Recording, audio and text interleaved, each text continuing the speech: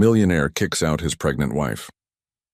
6 years later, he sees her begging on the street with triplets who look exactly like him. Before we begin, let us know in the comments where you're tuning in from. Enjoy the journey. Ryan Harrison adjusted his Armani tie as he gazed through the floor-to-ceiling windows of Le Ciel, Manhattan's most exclusive restaurant. The city lights twinkled below like stars, each representing lives with purpose while he sat alone at a table meant for two. "Will there be anything else, Mr. Harrison?" the waiter asked, hovering respectfully. "Just the check," Ryan replied without looking up. At 33, he had built Harrison Global Ventures into a financial empire spanning 3 continents. His net worth exceeded $4 billion. By all measurable standards, Ryan Harrison had achieved extraordinary success. Yet as he sipped his 30-year-old scotch, the familiar emptiness spread through his chest. The same hollow void that greeted him each morning in his penthouse and followed him to his corner office with its imposing mahogany desk. His phone buzzed with a message from Victor, his uncle and chairman of the board. "Singapore deal locked. 9 figures. Celebrate, nephew." Ryan didn't reply. Another deal, another million. The numbers had lost their meaning years ago. His mind drifted to Amanda, her smile, the way she challenged him, how she made him feel alive.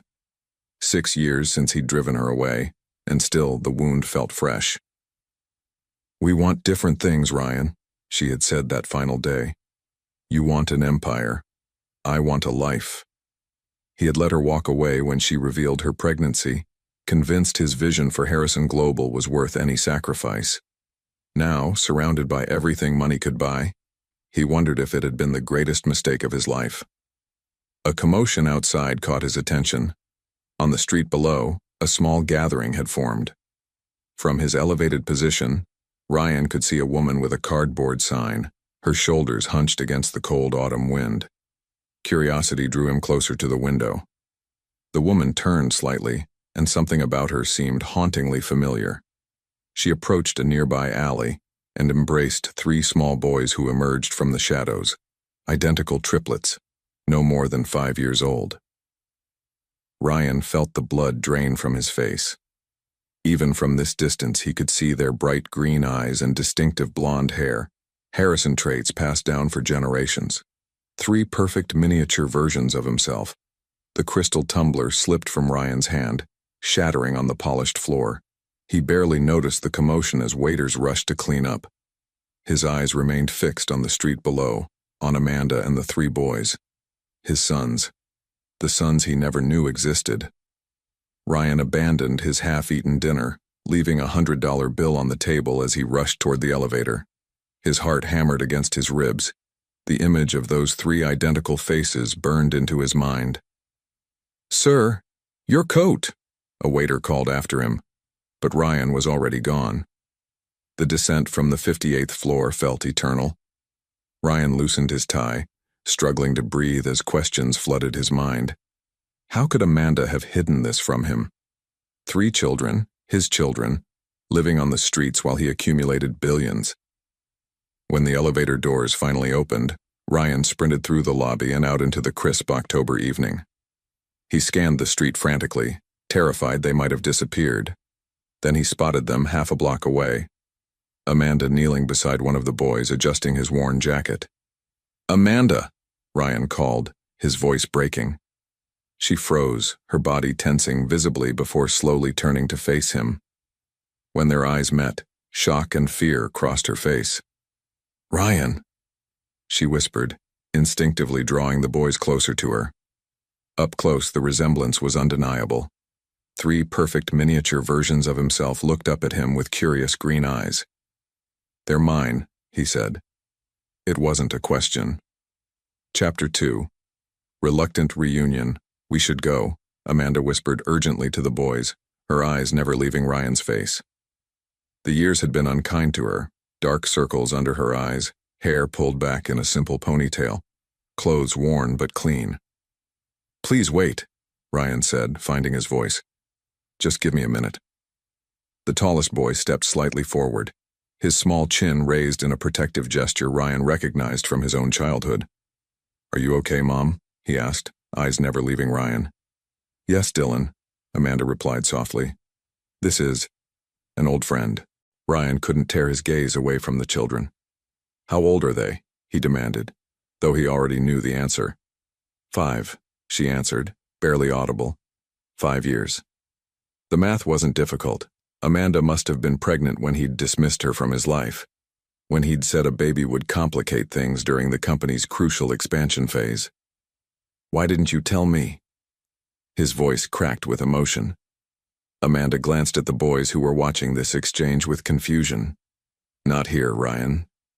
"I'm hungry," the smallest of the triplets said, tugging at Amanda's coat. The simple statement hit Ryan like a physical blow. His sons were hungry while he dined on Wagyu beef and expensive scotch. "Come with me," he said. "All of you. Please." Amanda hesitated, uncertainty written across her features. Ryan saw pride warring with practicality in her eyes. "Just dinner," he added softly. "Then we'll talk." After what felt like an eternity, Amanda nodded. "Okay," she said, gathering the boys closer. "Just dinner." As Ryan hailed a taxi, one of the boys, not Dylan, but another with a curious glint in his eye, looked up at him. "You look like us," the boy said simply. Ryan's throat tightened as he met the child's gaze. "Yes," he managed to reply. "I suppose I do." Ryan guided them to a small family restaurant nearby, instinctively starting toward his usual high-end establishments before catching Amanda's warning glance and redirecting somewhere more appropriate. Seated in a corner booth with worn vinyl seats, Ryan could barely focus on the menu in his hands. The 3 boys, Dylan, Mason, and Ethan, sat across from him, devouring plates of spaghetti with the enthusiasm only hungry children could muster. "They're good eaters," Ryan said awkwardly, searching for anything to break the tension. Amanda's lips twitched into a small smile despite herself. "They're growing boys." Dylan, the protective one, kept watching Ryan suspiciously while methodically twirling pasta around his fork. Mason, whom Ryan was learning was the creative one, studied Ryan's expensive watch with obvious curiosity. Ethan, the thoughtful observer, hadn't taken his eyes off Ryan's face since they sat down. "Why do you look like us?" Ethan finally asked, his small voice cutting through the silence. "Ethan," Amanda admonished gently, "remember what we talked about asking personal questions?" Ryan leaned forward slightly. "It's okay," he said. "Sometimes people look alike by coincidence." The lie tasted bitter on his tongue, but Amanda's grateful glance told him it was the right move for now. "Boys," Amanda suddenly said, "would you like ice cream for dessert?" The question successfully diverted the children's attention. When the waitress left with their enthusiastic orders, Amanda turned to Ryan. 5 minutes, she whispered. "I'll take them to see the fish tank by the entrance. That should give us time to talk." As the boys pressed their small hands against the aquarium glass, pointing excitedly at colorful fish, Amanda slipped back into the booth, her expression guarded. "Ask what you need to ask," she said quietly. "When did you find out you were pregnant?" Ryan began, his voice low. 3 weeks after you told me to leave." "And you didn't think I deserved to know?" Amanda's eyes flashed. "I called your office, Ryan. 3 times.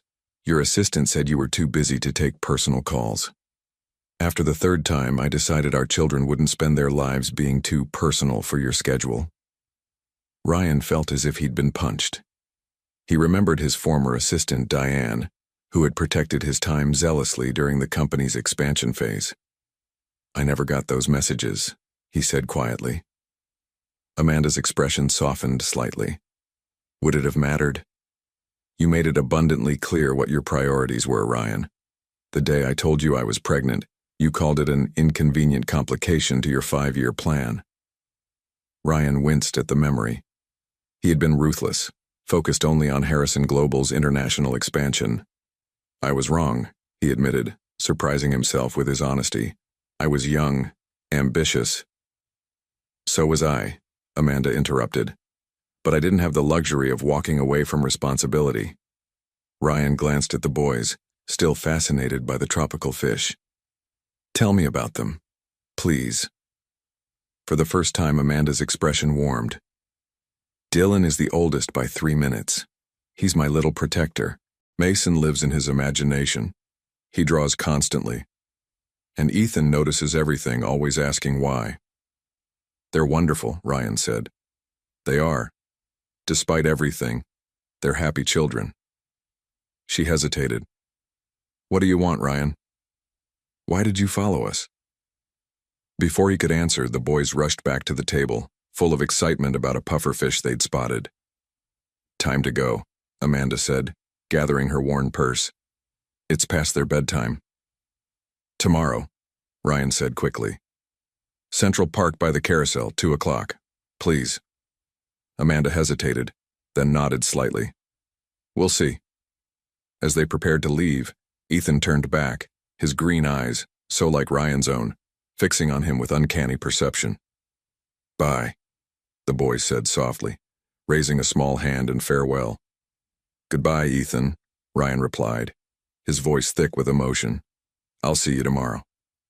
Back in his penthouse, Ryan paced the spacious living room, unable to settle. The evening's events played on loop in his mind. His children, his sons, had been living in poverty while he accumulated wealth he rarely even enjoyed. He poured himself a drink but set it down untouched. For the first time in years, he needed clarity, not numbness. His phone had been buzzing relentlessly. 12 missed calls from Victor, 3 from James Porter, his childhood friend, and now the company's legal counsel. Ryan ignored them all. Instead, he opened his laptop and typed Amanda Collins into the search bar. There was almost nothing, just a 6-year-old employment record at a design firm and a brief mention in a community college alumni newsletter. She had vanished from the digital world, while his own name yielded thousands of results. Business profiles, financial reports, society pages. Their lives had diverged so completely. Morning brought a flurry of activity. Ryan canceled 3 meetings, ignoring Victor's increasingly irate messages. For the first time in his adult life, Ryan Harrison had put business second. He arrived at Central Park an hour early, nervously pacing around the carousel. He had barely slept, his mind racing with images of 3 identical boys who shared his DNA.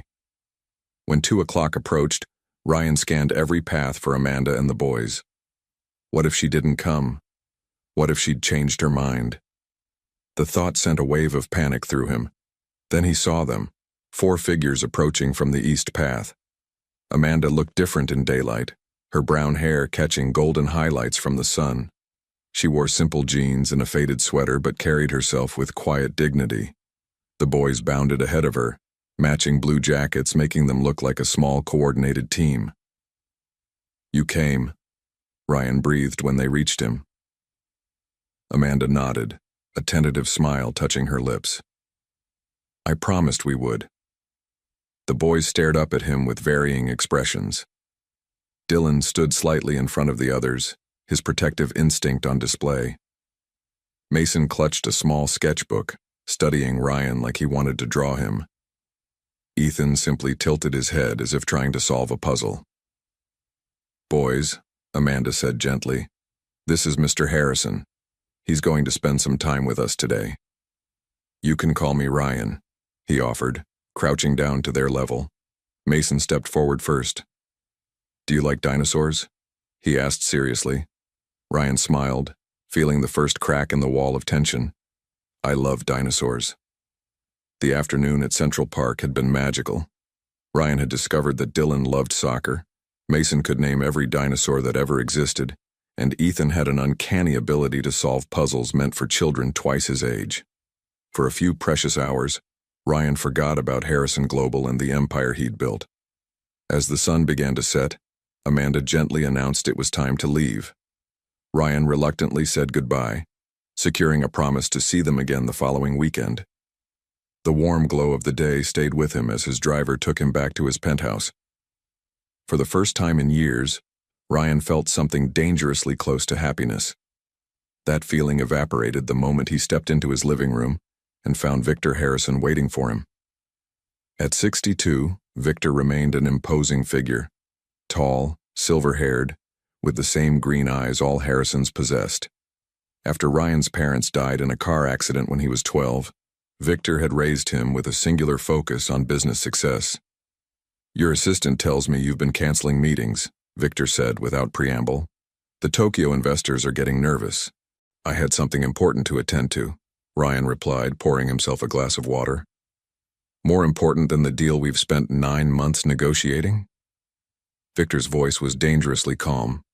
"What exactly is going on, Ryan?" Ryan hesitated. He had planned to approach this conversation carefully, but Victor's network of informants had clearly alerted him to something unusual. "I found Amanda," he said finally. Victor's expression hardened. "Amanda Collins? Your ex-wife? The one who walked out on you?" "She didn't walk out," Ryan corrected. "I pushed her away, and she has children, 3 boys, my sons." Victor went completely still. "What did you just say?" "Triplets, 5 years old. They're mine, Victor. One look at them and there's no question." "She shows up after 5 years with 3 convenient children who look like Harrisons, just as your net worth crosses the 3 billion mark?" Victor laughed humorlessly. "And you believe this?" "I saw them. They're mine." Victor moved to the bar and poured himself a scotch. "Even if they are, and that's a significant if without proper testing, where has she been for 5 years? Why reveal them now?" "I found her by accident," Ryan explained. "She tried to contact me when she was pregnant. My assistant blocked her calls." "How convenient for her story," Victor said dismissively. "This woman abandoned you, and now she's manipulating you with these supposed children." Ryan felt his temper flare. "You don't know what you're talking about." "Don't I?" Victor set down his glass with deliberate care. "I've seen this before, Ryan. Women targeting wealthy men using children as leverage. Your own mother tried to take your father for millions in their divorce." "This isn't like that," Ryan insisted. "It's exactly like that." Victor's voice softened to the mentoring tone he'd used throughout Ryan's youth. "You've worked too hard to let emotions cloud your judgment now. If these children really are yours, we'll handle it properly. DNA tests, support arrangements, trust funds with appropriate controls." "They're not a business transaction," Ryan said, his voice rising. "Everything in life is a transaction," Victor replied coldly. "I taught you that." Ryan stared at his uncle, suddenly seeing the coldness that had shaped his own worldview. "Maybe that's the problem." Victor's eyes narrowed. "Be very careful, Ryan. Your position at Harrison Global isn't as secure as you might think. The board serves at my pleasure." "Is that a threat?" "It's a reminder of reality," Victor said, moving toward the door. "Get those DNA tests. Use James, he's discreet. And until we know for certain, keep your distance from this situation." After Victor left, Ryan sank onto his sofa, conflict churning inside him. The business side of him, the side Victor had carefully cultivated, knew his uncle's warnings weren't entirely unreasonable. But another part of him, a part long suppressed by ambition, rejected the cold analysis. He had held Mason's small hand, seen Dylan's protective instinct, witnessed Ethan's quiet intelligence. Ryan picked up his phone and called James Porter. "I need your help," he said when his friend answered. "But this stays between us. Victor can't know." The modest apartment building in Queens stood in stark contrast to Ryan's gleaming Manhattan penthouse. He checked the address James had obtained for him one more time before pressing the buzzer for apartment 3B. Amanda's surprised voice came through the intercom. "Ryan? You're early." "I brought breakfast," he replied, holding up a bag of pastries, though she couldn't see him. A moment later, the door buzzed open. Ryan climbed 2 flights of stairs, suddenly nervous. This would be his first time seeing where his sons lived. Amanda opened the door before he could knock. She wore simple jeans and a faded t-shirt, her hair pulled back in a messy bun. Behind her, the sounds of cartoons and children's laughter filtered through. "You didn't have to bring anything," she said, eyeing the bag and the gift-wrapped packages under his arm. I wanted to, Ryan replied. May I come in? Amanda hesitated briefly before stepping aside. The apartment was small but meticulously clean. Mismatched furniture filled the living room, and children's artwork covered the refrigerator. Despite its simplicity, it felt more like a home than Ryan's designer-decorated penthouse ever had. The boys were sprawled on the floor watching TV, but scrambled up when they saw him. Ryan, Mason exclaimed, running over. Did you bring your dinosaur book? Even better, Ryan smiled, setting down his packages. I brought dinosaur models you can build yourself. Mason's eyes widened. Really? After breakfast, Amanda interjected, giving Ryan a look that clearly said, don't spoil them. As they ate pastries around the small kitchen table, Ryan observed the family dynamic. Amanda maintained gentle but firm boundaries with the boys. They, in turn, showed a level of independence and responsibility that surprised him. Ethan, it's your turn to clear the table, Amanda reminded. Without complaint, the quietest triplet began gathering plates. Ryan found himself automatically helping, earning a surprised glance from Amanda. We're going to the museum today, Amanda explained as they finished cleaning up. The Natural History Museum has free admission on Saturdays.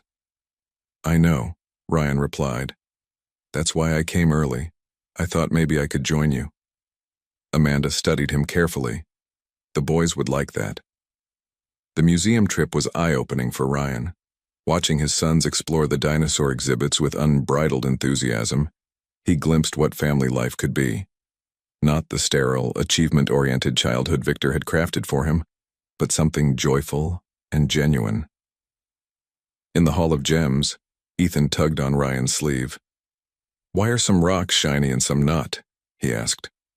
Ryan knelt down to Ethan's level, explaining mineral formation in simple terms.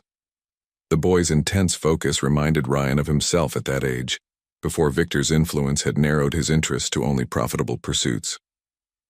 You're good with them, Amanda said quietly, as they watched the boys press their faces against a display case of meteorites. They make it easy, Ryan replied. They're amazing kids, Amanda. You've done an incredible job.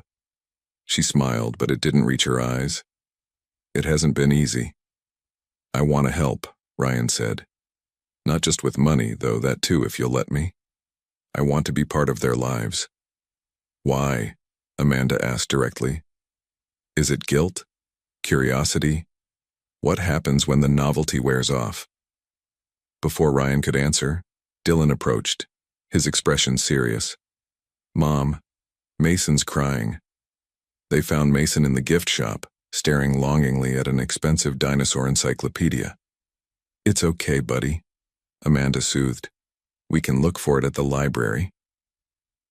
Ryan reached for his wallet, but Amanda's warning glance stopped him. He understood her concern. She didn't want the boys to see him as a source of gifts and money.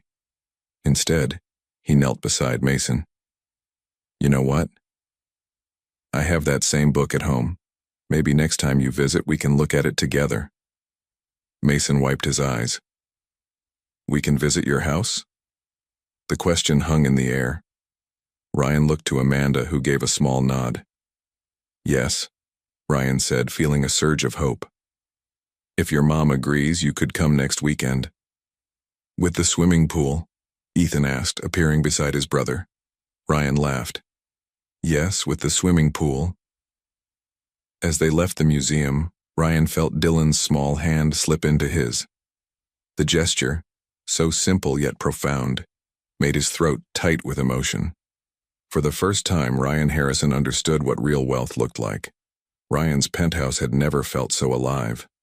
The sound of children's laughter echoed through rooms that had known only business calls and solitary silence. This pool is huge, Mason exclaimed, staring wide-eyed at the indoor swimming area. Bigger than our whole apartment, Dylan added, unusually impressed. Amanda stood back, arms crossed and expression guarded as she watched the boys explore. Ryan had hired a swimming instructor, and the triplets were having their first proper swimming lesson. They're natural swimmers, the instructor commented as Ethan performed a perfect flutter kick. Their grandfather was a champion swimmer in college, Ryan said, the words surprising him. He rarely spoke of his father. Amanda raised an eyebrow but said nothing. Later, as the boys devoured pizza on the terrace overlooking Central Park, Ryan and Amanda stood by the kitchen island speaking in low voices. "They're asking questions," Amanda said, "about who you are, why you look like them." Ryan nodded. "I've been thinking about that too." "We need to tell them," she continued. "Soon, before they start creating their own explanations." "Are you sure they're ready?" "Are you?" Amanda countered. Ryan looked out at his sons, their faces animated as they chattered over their meal. The DNA test results James had quietly arranged had merely confirmed what Ryan already knew in his heart. "Yes," he said finally. "When do you think we should do it?" "Today," Amanda replied. "Before we leave. They're comfortable here, having fun. It's a good moment." Ryan felt his heart race, but nodded in agreement. After lunch, they gathered in the living room. The boys sensed something important was happening and settled on the couch without being asked, shoulder to shoulder in matching blue t-shirts. "Boys?" Amanda began gently. "Remember how you've asked about your dad before?" 3 heads nodded in unison. "And you've noticed that Ryan looks a lot like you," she continued. "He has our eyes," Ethan observed. Amanda smiled softly. "Yes, he does." She took a deep breath. "That's because Ryan is your father." The room fell completely silent. Ryan felt as if he might shatter from the tension. Mason spoke first. "Like a real dad? Not just someone who looks like us?" "A real dad," Ryan confirmed, his voice thick with emotion. Dylan's brow furrowed. "But where were you? All the other kids have dads who live with them or visit on weekends." The question hit Ryan like a physical blow. Amanda reached over and squeezed his hand, surprising both of them with the gesture of support. "That's my fault," Ryan admitted. "I didn't know about you boys until I saw you last month outside the restaurant." "Mom didn't tell you?" Ethan asked, his perceptive gaze shifting between the adults. "I tried," Amanda explained carefully. "But sometimes grown-ups make mistakes. I should have tried harder and Ryan should have been easier to reach. The important thing," Ryan added, "is that I know now, and I want very much to be your father, if you'll let me." The triplets exchanged glances, having one of those silent communications that amazed Ryan. Ethan slid off the couch first and approached Ryan. "Can I call you Dad?" he asked simply. Ryan knelt down, meeting his son's eyes. "I would like that more than anything." Ethan wrapped his arms around Ryan's neck and something broke open inside Ryan's chest. A dam of emotion he hadn't known existed suddenly gave way. Mason joined the hug next. "Does this mean we get to come swimming every weekend?" Ryan laughed through the tightness in his throat. "It means I'll be part of your lives in every way I can be." Only Dylan remained on the couch, watching cautiously. Amanda sat beside him. "It's okay to need time, Dylan. This is big news." The boy twisted his hands together. "If you're our dad," he asked Ryan directly, "are you going to take us away from Mom?" "No," Ryan answered immediately. "Your mom is amazing. She's taken care of you all by herself for 5 years. We're going to work together now, but nothing will change how important she is." Dylan studied him for a long moment, before nodding once and sliding off the couch. He didn't hug Ryan, but offered his hand for a solemn handshake. "Okay," Dylan said, "but you have to promise not to leave again." Ryan shook his son's hand, feeling the weight of the moment. "I promise, Dylan. I'm here for good." Ryan sat in his corner office, staring blankly at quarterly projections that would normally command his full attention. The numbers showed record growth for Harrison Global, but his mind was elsewhere, filled with images of 3 little boys with his eyes. A sharp knock interrupted his thoughts before the door swung open without waiting for a response. Victor Harrison strode in, radiating displeasure. "You missed the Singapore call," Victor said, dropping into the chair across from Ryan's desk. "Lynn was asking for you specifically." "Something came up," Ryan replied vaguely. Victor narrowed his eyes.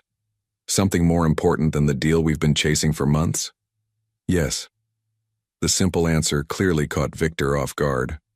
Ryan leaned back, suddenly exhausted by the prospect of explaining. But Victor wasn't just his uncle, he was chairman of the board. He deserved to know why the CEO of Harrison Global had suddenly shifted priorities. The DNA results came back, Ryan said. The boys are mine. 100% certainty. Victor's expression darkened. I assumed as much. I've already had legal working on appropriate support arrangements. It's not about support arrangements, Ryan interrupted. I told them I'm their father. I'm going to be part of their lives. Of course you are, Victor said dismissively. In an appropriate capacity, weekend visits, perhaps holidays, we'll set up trust funds for education. I'm picking them up from school today, Ryan cut in. Mason has an art show. I promised I'd be there. Victor went completely still. You're leaving the office early? Today? When we have the Tokyo presentation to finalize? James can handle that. James? Victor scoffed. James Porter is a competent lawyer, but he doesn't have your vision for expansion. Ryan's phone buzzed with a message from Amanda. Boys are excited about you coming to Mason's art show. He's been talking about it all week. A smile touched Ryan's lips, and something in his expression made Victor lean forward. This woman has you completely distracted, Victor said, his voice dangerously quiet. She waited 5 years to tell you about these children, and now suddenly you're rearranging your entire life for her? For them, Ryan corrected. My sons. You barely know them. I'm getting to know them, Ryan countered. And they're extraordinary kids. Victor stood abruptly. You're the CEO of a multi-billion-dollar corporation, not just some father picking up kids from school.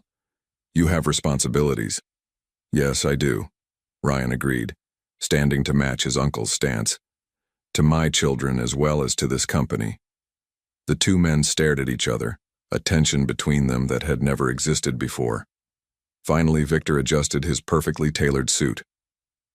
Fine. Do what you need to do. But when the board questions why our Tokyo expansion is faltering, I won't shield you from the consequences. After Victor left, Ryan sank back into his chair, conflict churning inside him. His uncle's warnings weren't entirely unreasonable. The business side of Ryan, the side that had built an empire on calculated risk and strategic thinking, knew he should proceed cautiously. But another part of him, a part long suppressed by ambition, rejected the cold analysis. He had promised Mason he would be there, and he intended to keep that promise. Ryan arrived at the elementary school 30 minutes early, parking his sleek Aston Martin among minivans and sensible sedans. He felt oddly out of place in his tailored suit as he approached the school's entrance. The art show was held in the gymnasium, children's artwork displayed on colorful boards throughout the space. Ryan scanned the room nervously until he spotted Amanda chatting with a teacher. When she saw him, surprise flickered across her face. You made it, she said, checking her watch. Early, even. I promised, Ryan replied simply. Where's Mason's work? Amanda led him to a display where Mason stood proudly beside a vibrant painting of 5 figures holding hands, 3 small ones and 2 larger ones, all with bright green eyes. Dad, Mason exclaimed, seeing Ryan. You came! Look at my family painting. The word Dad still hit Ryan with the force of a physical blow. He knelt down to Mason's level, studying the artwork with genuine admiration.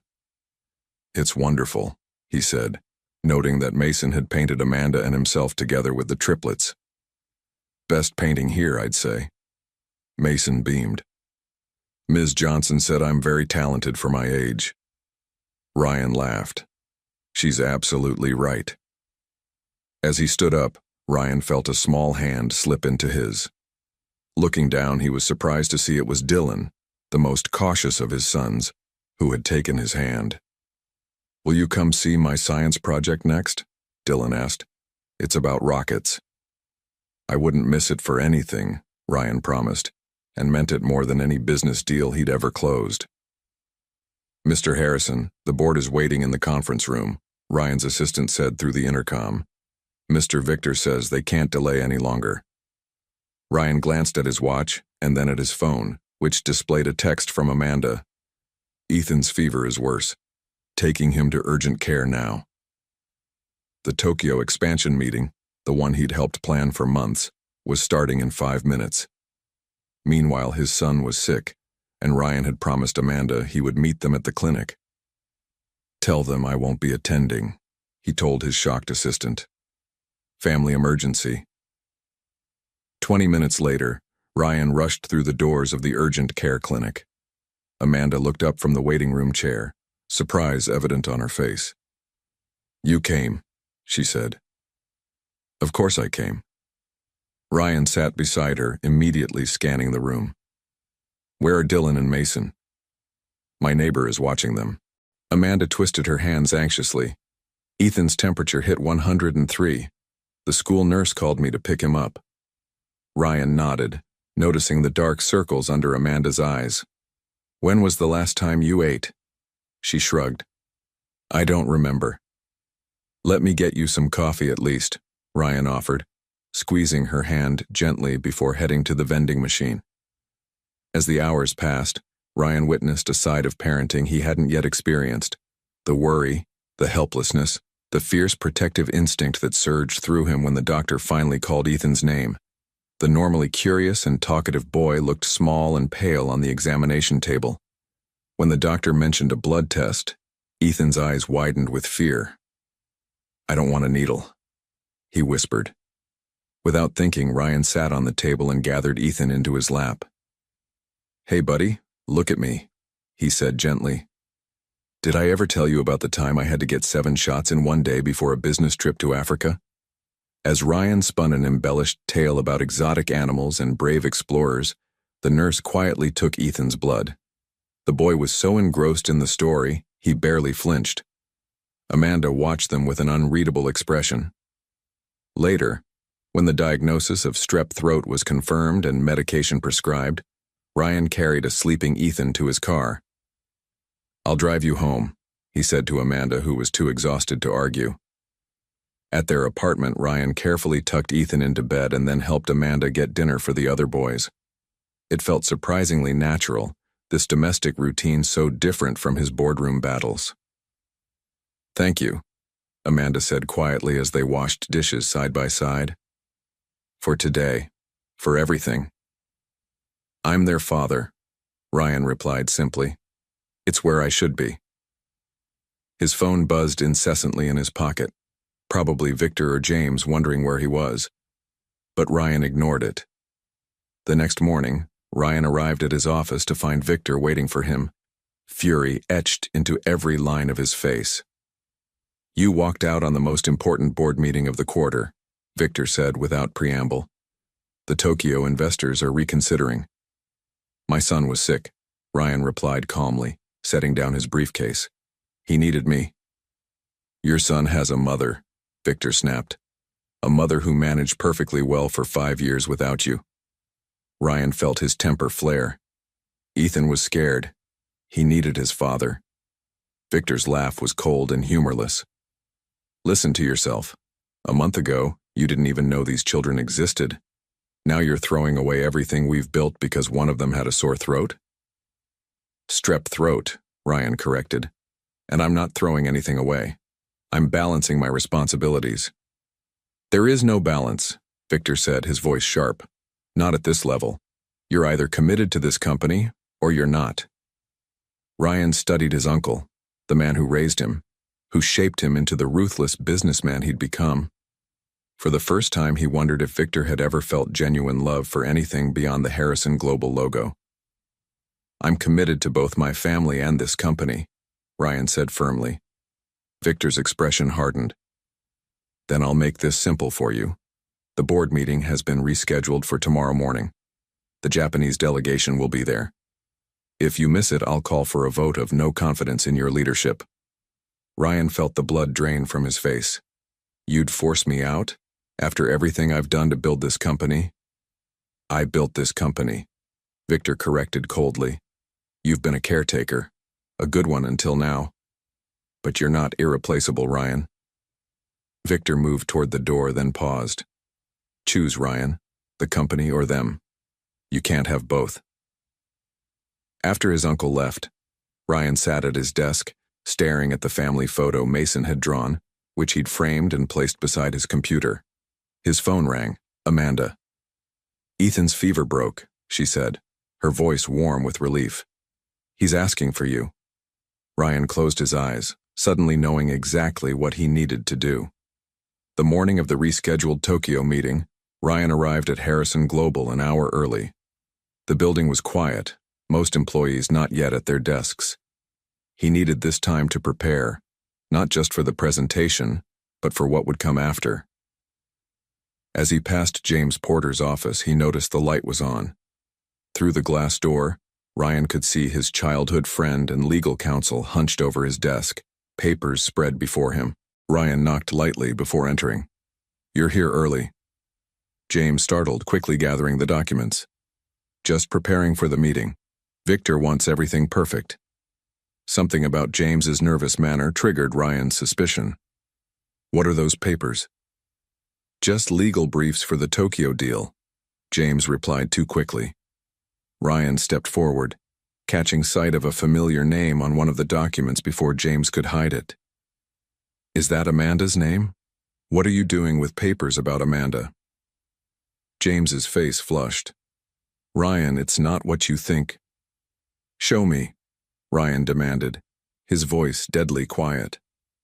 After a moment's hesitation, James reluctantly slid the papers across the desk. Ryan scanned them, his blood running cold. They were drafts of emergency custody petitions, financial investigations into Amanda's background, and a strategy for proving parental alienation.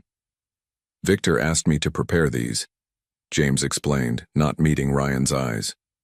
Just as contingency planning. Contingency for what? Ryan asked, though he already knew the answer.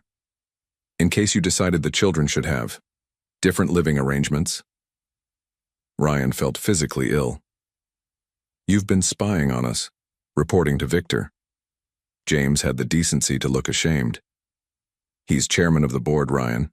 When he asks for information, I can't exactly refuse. We've been friends since we were 10 years old, Ryan said, disbelief coloring his voice. I trusted you with my family. I told myself I was protecting the company, James replied weakly. Victor convinced me Amanda was manipulating you, that these children were a threat to everything we've built. Ryan shook his head in disgust. They're children, James. My children. James's phone buzzed with a text. He glanced at it, then back at Ryan with growing alarm. Victor's on his way up. The Japanese delegation arrived early. Ryan gathered the documents about Amanda and the boys. I'll deal with you later. As he turned to leave, James called after him. Ryan, there's something else you should know. I've been meeting with Amanda. Ryan froze. What? Victor suggested I should get close to her, gain her trust, see what her real motivations were. James looked genuinely remorseful now. I've been telling her I could help with legal matters, offering advice about her situation. The betrayal cut deep. Does she know you're reporting everything back to Victor? Of course not, James said quietly. She thinks I'm her friend. Ryan's phone buzzed with a text from Amanda. James offered to watch the boys Saturday so I could pick up an extra shift. Is that okay with you? Anger surged through Ryan like a physical force. Stay away from my family, he warned James. Or legal counsel or not, you'll regret it. In the hallway, Ryan nearly collided with Victor, who was flanked by 4 Japanese businessmen in immaculate suits. Ryan, Victor greeted him with a thin smile. Perfect timing. Our guests arrived earlier than expected. Ryan composed himself, slipping the documents about Amanda into his briefcase. Mr. Tanaka, it's good to see you again, he said, bowing slightly to the eldest visitor. I hope everything is prepared for the presentation, Victor asked pointedly. Ryan met his uncle's gaze steadily. Actually, there's been a change of plans. For the next hour, Ryan guided the Japanese delegation through Harrison Global's Tokyo expansion strategy. His presentation was flawless, addressing every concern, anticipating every question. Victor watched with growing confusion as Ryan masterfully closed the deal they'd been pursuing for months. When the contracts were signed and the visitors escorted to a celebratory lunch with other executives, Victor cornered Ryan in the conference room. "What game are you playing?" he demanded. "Yesterday you were ready to throw away this deal for those children, and today you're the consummate CEO." Ryan straightened his tie calmly. "I realized something important, Uncle. I don't have to choose between my family and this company." "Of course you do," Victor scoffed. "You can't serve two masters." "No," Ryan agreed. "That's why I'm calling an emergency board meeting this afternoon." Victor's eyes narrowed. "On what grounds?" "To discuss a change in leadership," Ryan said simply. For the first time in Ryan's memory, Victor Harrison looked genuinely shocked. The Harrison Global boardroom had never felt so tense. 12 board members sat around the polished mahogany table, eyes darting between Ryan and Victor as if watching a high-stakes tennis match. "This emergency meeting has been called by CEO Ryan Harrison," the corporate secretary announced formally. "Mr. Harrison, you have the floor." Ryan stood, buttoning his suit jacket. "Thank you all for coming on such short notice. I've called this meeting to discuss the future leadership of Harrison Global." Victor's face remained impassive, though his knuckles whitened as he gripped his pen. "As you know," Ryan continued, "I've recently discovered I have 3 sons. This has naturally led to changes in my personal life. My uncle believes these changes make me unsuitable to lead this company." A murmur rippled through the room. "What my nephew fails to mention," Victor interjected smoothly, "is that these sons appeared conveniently after our stock price tripled last quarter." "DNA tests confirm they are mine," Ryan replied calmly. "But that's not why we're here. We're here because Harrison Global needs to decide what kind of company it will be going forward." Ryan distributed folders to each board member. "These contain 2 proposals. The first is my plan for restructuring senior leadership to allow me to balance my family and professional responsibilities without compromising either." "And the second?" asked Abigail Chen, the longest-serving board member after Victor. "My resignation as CEO, effective immediately," Ryan said quietly. The room erupted in surprised exclamations. Victor looked triumphant. "The choice is simple," Ryan continued when order was restored. "Either Harrison Global evolves into a company that values work-life balance at all levels, starting from the top, or I step down to focus on what matters most to me now." "This is emotional blackmail," Victor snapped. Ryan turned to his uncle. "No, Victor, this is clarity, something I've recently discovered after living in the fog of your expectations for 20 years. He addressed the board again. "I've given everything to this company. My youth, my marriage, years I can never get back. I won't sacrifice my children, too." Victor stood abruptly. "This is precisely my point. His priorities have shifted. Harrison Global needs a CEO who puts the company first. Always." "Like you did?" Ryan challenged. "Tell them, Victor.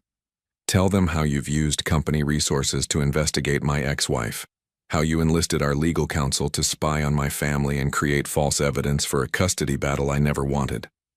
The board members looked shocked. Victor's face flushed with anger.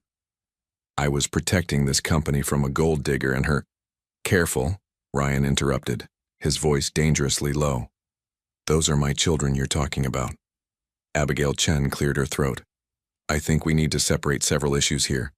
The personal situation between Mr. Harrison and his uncle is distasteful, but secondary to the governance question." She studied Ryan carefully. "Your first proposal, the restructuring, you believe you can effectively lead this company while being present for your family?" "I do," Ryan answered confidently. "I've outlined a plan to promote 3 senior VPs to share operational responsibilities, while I focus on strategic direction and major client relationships. It's a modern approach many successful companies have adopted." "And if we don't accept this proposal?" another board member asked. "Then I walk away," Ryan said simply. I've made my fortune. I've built this company from a regional player to a global force, but I won't miss another moment of my son's childhoods for any amount of money or power. Victor scoffed. Such nobility. Where was this family devotion when you drove Amanda away 6 years ago? I was wrong then, Ryan admitted. I was the man you raised me to be, putting profit above people, success above relationships, but I've changed. People don't change, Victor insisted. They do when they discover what truly matters, Ryan countered.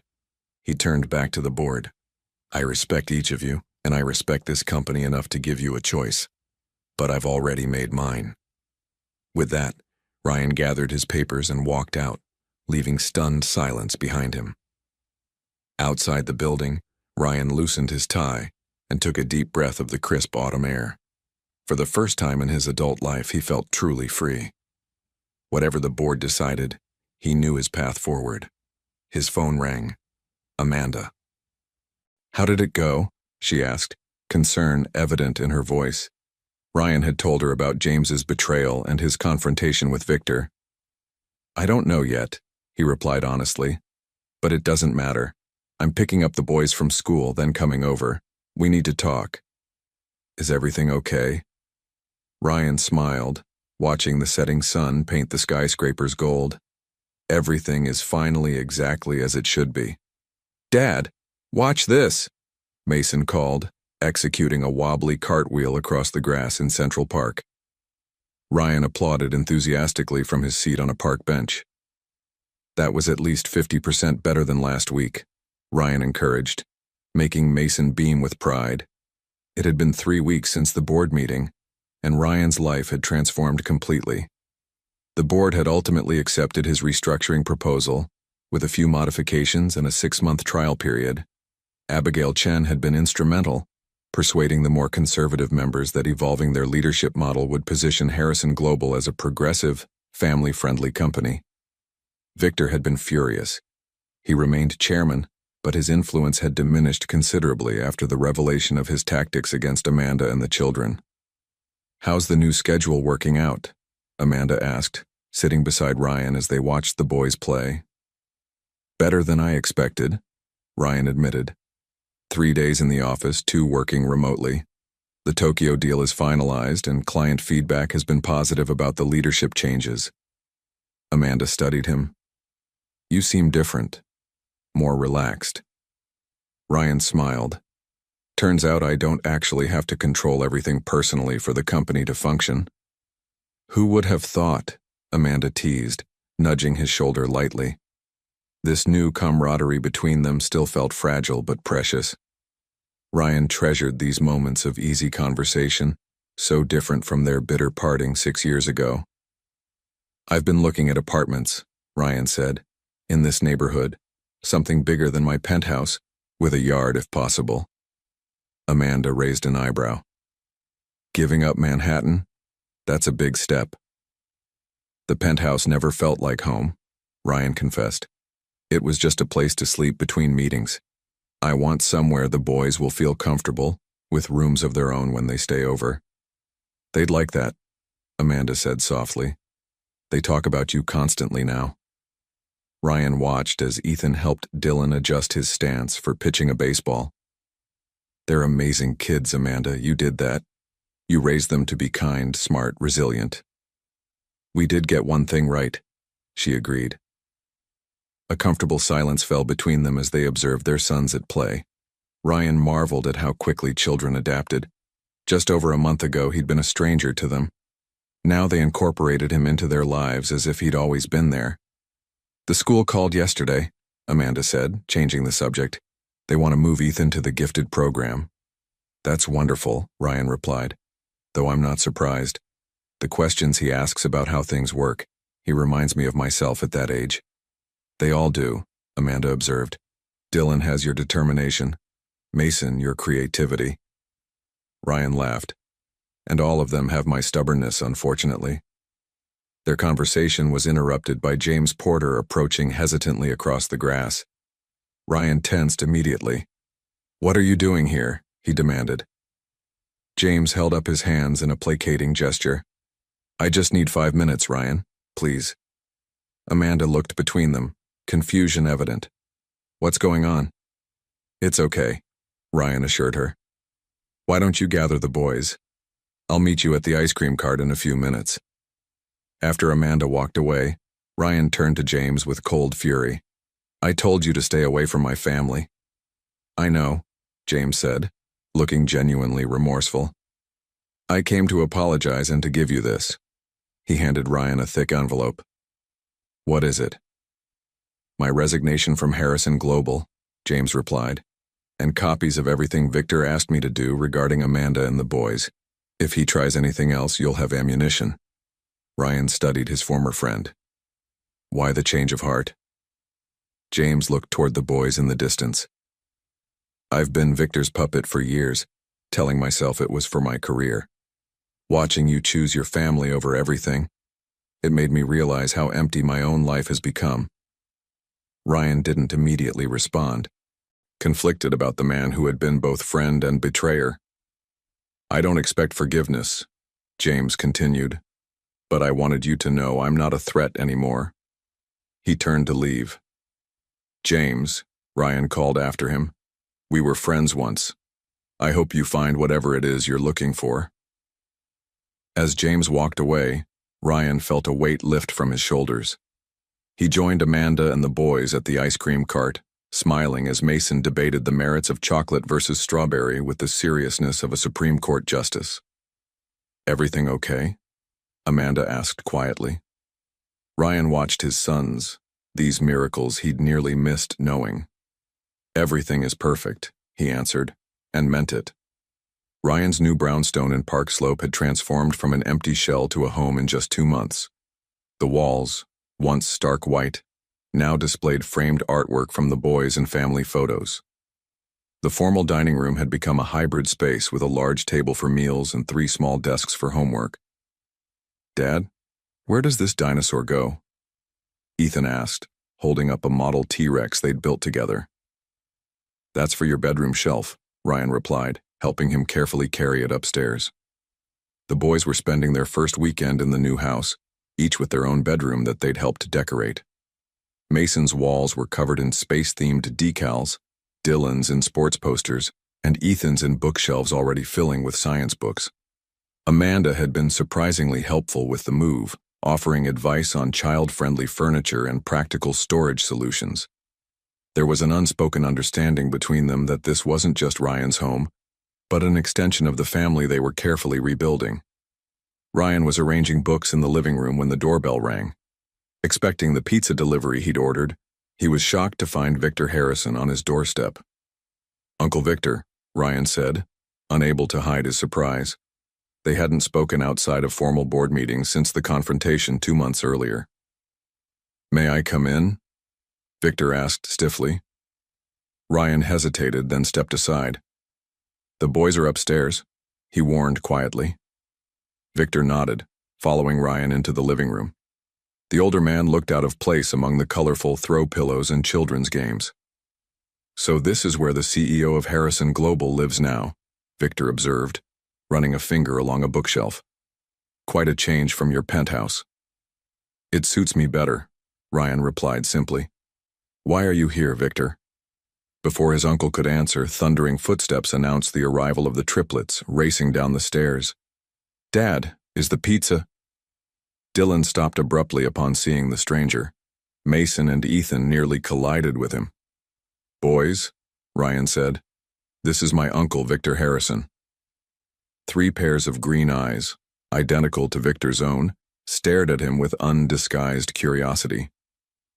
"You're our dad's uncle?" Mason asked. "So you're our great-uncle?" A flicker of emotion crossed Victor's usually stoic face. "Yes, I suppose I am." "Are you old?"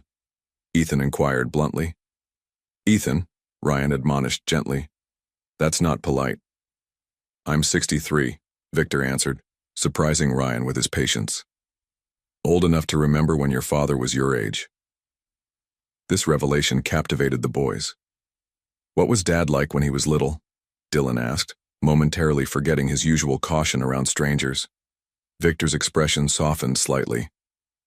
"He was very much like you 3, Curious, determined, always asking questions. Did he like dinosaurs? Mason pressed.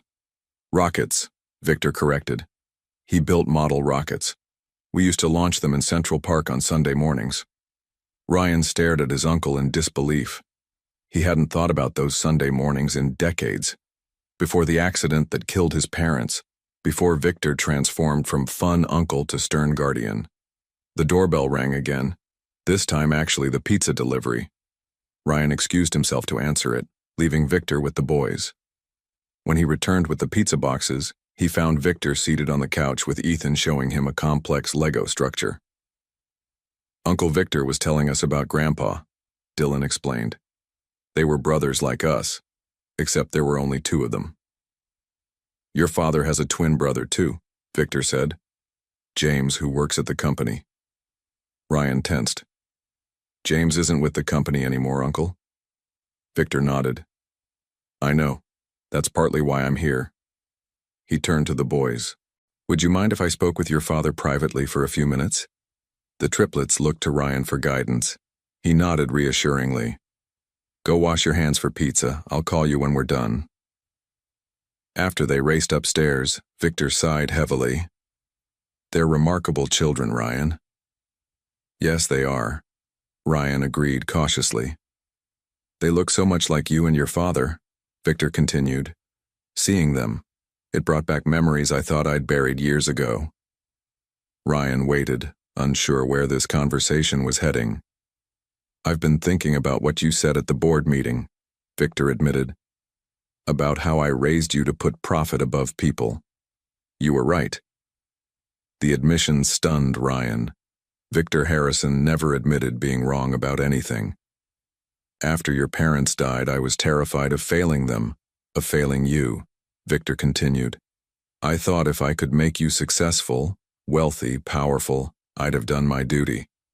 I never considered whether I was making you happy. You did the best you could, Ryan said quietly. Victor shook his head. No, I didn't. I turned you into a reflection of myself. And I nearly cost you the chance to be a better father than I was. For the first time in Ryan's memory, Victor Harrison looked vulnerable. I'd like to know them, Victor said finally. My great-nephews, if you'll allow it. The backyard of Ryan's brownstone was transformed into a wonderland of streamers, balloons, and 3 identical 6 signs.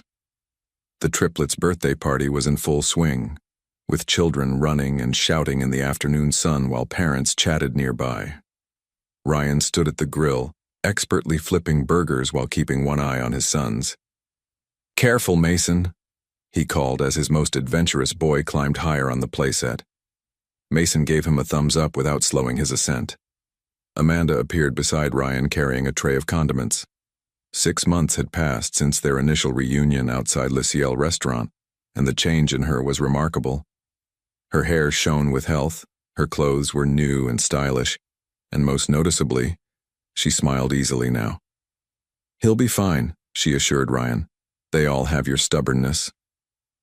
And your resilience, Ryan added with a smile. The past months had brought changes no one could have predicted.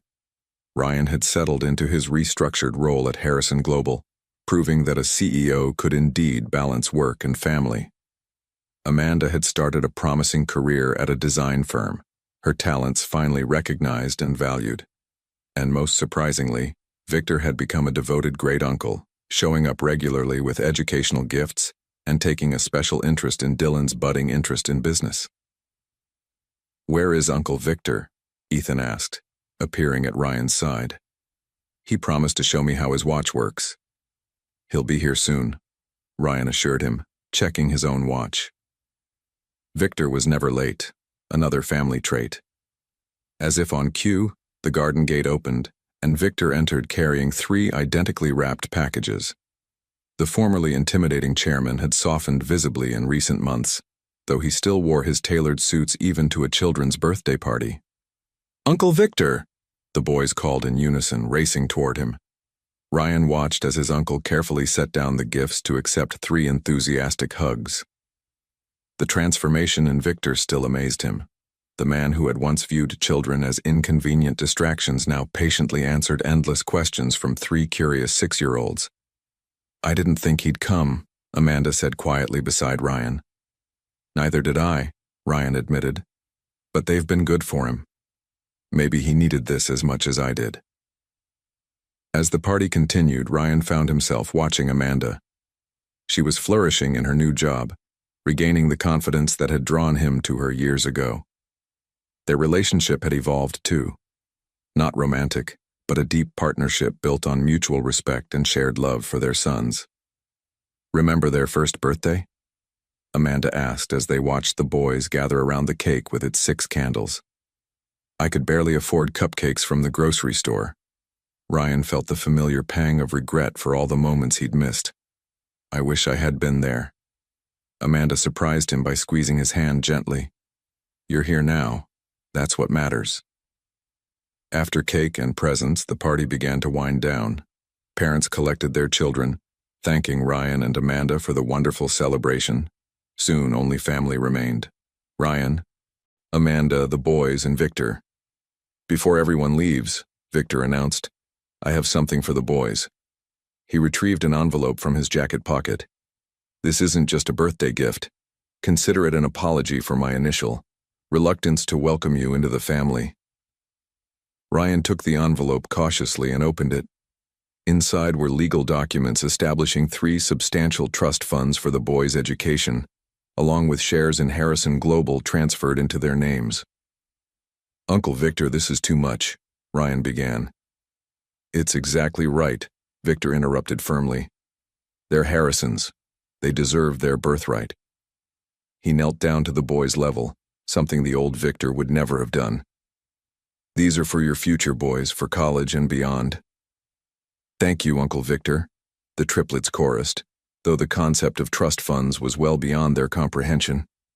As Victor prepared to leave, he pulled Ryan aside. "There's something else. The board has been discussing succession planning." Ryan tensed. Despite their reconciliation, business conversations with Victor still triggered wariness. "I'm planning to step down as chairman next year," Victor continued, surprising Ryan. "I'll be recommending you take my place." "Victor, I don't know what to say." "Say you'll consider it," his uncle replied. "The restructuring has worked better than anyone expected. You've proven it's possible to be both a good businessman and a good father." He glanced at the boys who were examining their new toys. Those boys deserve to see their father lead the company their grandfather helped build. After Victor left, Ryan joined Amanda on the porch swing, watching the triplets play in the fading evening light. "Happy?" she asked simply. Ryan nodded, genuinely content in a way he hadn't known was possible a year ago. "Very. You?" "Getting there," Amanda replied with a soft smile. As they sat together in comfortable silence, Ryan realized that for all his wealth and business success, this moment, this family, was his greatest achievement. And that concludes my presentation on Harrison Global's new sustainability initiative, Ryan finished, closing his tablet as the board members applauded politely. 1 year had passed since he'd stood in this same boardroom and offered his resignation. Now, as both CEO and newly appointed chairman, Ryan had successfully guided the company through its most profitable year to date while maintaining his commitment to his family. "Excellent work, Ryan," Victor commented from his new position as chairman emeritus. Though officially semi-retired, he still attended major meetings, offering guidance when asked, but no longer controlling every decision. As the board members filed out, Abigail Chen lingered behind. "You've proven a lot of skeptics wrong," she said with a smile, "including me. I wasn't sure your work-life balance experiment would succeed." Ryan laughed. "Neither was I, to be honest. But it turns out that being present for soccer games actually makes me a better CEO, not a worse one." "Perspective," Abigail nodded. "Something many executives lack." After the meeting, Ryan declined his driver's offer, opting to walk the few blocks to his destination. It was a perfect autumn day, the trees in Central Park beginning to turn golden. The same season he'd discovered his sons a year ago. He arrived at Amanda's design firm just as she was exiting the building. Right on time, she smiled, falling into step beside him. How was the board meeting? Productive. The sustainability initiative passed unanimously. I'm not surprised. Your presentation to the boys at breakfast was very convincing. Ryan chuckled. If you can explain environmental impact to 3 6-year-olds, you can convince anyone. They walked in comfortable silence for a few blocks. Their relationship had evolved into something neither of them had anticipated. Not quite the romance of their youth, but a deep friendship built on shared history and mutual respect. Are you nervous about tomorrow? Amanda asked as they approached the school. Terrified, Ryan admitted. What if they hate me? They won't hate you, Amanda assured him. Career Day is mostly about bringing snacks and showing off cool job gadgets. I should have brought prototypes from the R&D department, Ryan fretted. Amanda laughed. Trust me, your holographic presentation will impress a bunch of first graders more than actual investment banking ever could. They arrived at the school just as the final bell rang. Moments later, the triplets burst through the doors, spotting their parents immediately. Dad, Ethan called, running ahead of his brothers. Did you bring it? Ryan patted his briefcase. Right here, all ready for tomorrow. Ms. Thompson says I can help introduce you, Dylan announced proudly. And I made signs, Mason added, pulling crumpled papers from his backpack to reveal colorful, Welcome CEO Dad posters. As they walked home together, Ryan and Amanda flanking the boys who chattered excitedly about their day, Ryan reflected on how ordinary and yet extraordinary this moment was. A year ago, he couldn't have imagined this life. That evening, after dinner at Amanda's apartment, a new spacious place in a good neighborhood, purchased with her own salary, Ryan helped with homework while Amanda prepared for an upcoming presentation. Dad? Mason asked as Ryan checked his math problems. Are you and Mom going to get married again? Ryan nearly dropped his pen, shooting a panicked glance toward the kitchen where Amanda was working. Thankfully, she hadn't heard. Why do you ask that, buddy? Ryan managed. Tommy's parents were divorced, but now they live together again, Mason explained matter-of-factly. And you and Mom are always together anyway. It's more complicated than that, Ryan began carefully. Why? Ethan joined in, ever curious. You like Mom. She likes you. We all like being together. Ryan smiled at their simple logic. Sometimes grown-up relationships take time to figure out, he explained. Your mom and I care about each other very much, and we both love you boys more than anything. Right now, we're focused on being the best parents we can be. But you could think about it, Dylan suggested with surprising perception. For later. I could do that, Ryan agreed softly, a strange warmth spreading through his chest at the thought. Later, as he prepared to leave, Amanda walked him to the door. The boys asleep? He asked. Finally. They're too excited about Career Day to settle down. Thank you, Ryan said suddenly. Amanda looked puzzled. For what? For letting me be part of their lives. For giving me a second chance when I didn't deserve one. Amanda's expression softened. You earned that second chance, Ryan. You chose them when it mattered most. As he walked to his car, Ryan realized that for all the wealth and power he'd accumulated, his greatest achievement would always be the family he'd nearly lost, but had been fortunate enough to find again. Ryan Harrison sat alone at a table for two in Le Ciel, the exclusive Manhattan restaurant where everything had begun 18 months ago. The same panoramic windows showcased the glittering city below. The same crystal glasses reflected the amber glow of expensive scotch. But Ryan was not the same man. He checked his watch, a simple timepiece that had replaced his ostentatious luxury brand. Amanda was running late, which was unusual for her. Tonight was important. They had agreed to have a rare, adults-only dinner to discuss the boys' upcoming school applications. Ryan smiled, remembering that fateful night when he'd spotted Amanda and the boys from this very restaurant. How differently he saw the world now, through the eyes of a father, not just a CEO. His phone buzzed with a text from Victor, The boys are fine. Ethan is teaching me chess and he's alarmingly good at it. Mason painted my portrait, quite abstract I must say, and Dylan is organizing my tie collection by color. Take your time. Another change Ryan could never have anticipated.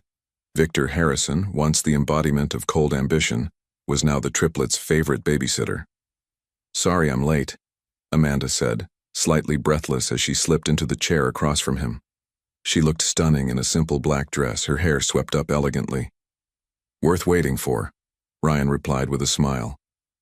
Victor says the boys are turning his penthouse upside down. He secretly loves it, Amanda laughed. Who would have thought the great Victor Harrison would end up building pillow forts? They ordered dinner, falling into easy conversation about work, the boys, and plans for the summer. There was a comfort between them now, a shared history that went beyond their brief marriage and long separation. I've been thinking, Ryan said as their desserts arrived, about what Mason asked a few months ago. Amanda raised an eyebrow. Which question? That child asks about 50 per day. Whether we were going to get married again, Ryan clarified, watching her expression carefully. Amanda set down her fork, suddenly serious. Ryan? I'm not proposing, he assured her quickly. At least not tonight. She looked relieved, but not entirely, Ryan noted with interest. But I have been thinking about us, he continued. About how far we've come. About how much I still care for you. I care for you too, Amanda admitted quietly. But we're in a good place now. Co-parenting, friendship, it works. It does, Ryan agreed. But is works enough? When I think about my life before the boys, before finding you again, I had everything and nothing at the same time. We're different people now, Amanda pointed out.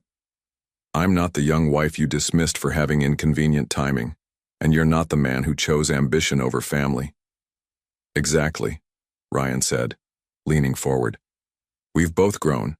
Maybe we needed that time apart to become who we needed to be, for ourselves and for each other. Amanda studied him thoughtfully. What are you saying, Ryan? I'm saying I'd like us to consider the possibility of more. Not rushing, not for the boys' sake, but for our own. Because when I imagine my future now, Amanda, you're in it. Not just as the mother of my children, but as my partner. Amanda was quiet for a long moment, her eyes reflecting the city lights below. I've thought about it too, she finally confessed. But I've been afraid. Afraid of risking what we've built. Afraid of being hurt again. I understand that fear, Ryan said softly.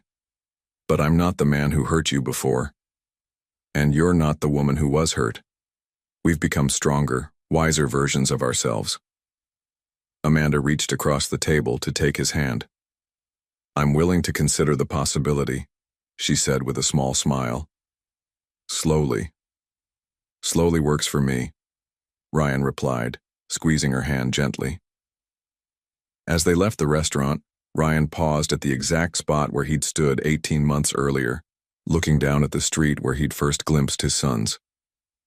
What is it? Amanda asked, following his gaze. I was just thinking about how one moment can change everything, Ryan said. If I hadn't looked out that window that night. You would have found us eventually, Amanda said with certainty. Some things are just meant to be. Ryan took her hand as they walked toward his waiting car. In his pocket was a small velvet box. Not for tonight, but perhaps soon. He had learned that the most precious things in life couldn't be rushed. Once Ryan Harrison had believed his fortune was measured in billions. Now he knew better. His true wealth was walking beside him and waiting at home in the form of 3 boys with his eyes and their mother's heart.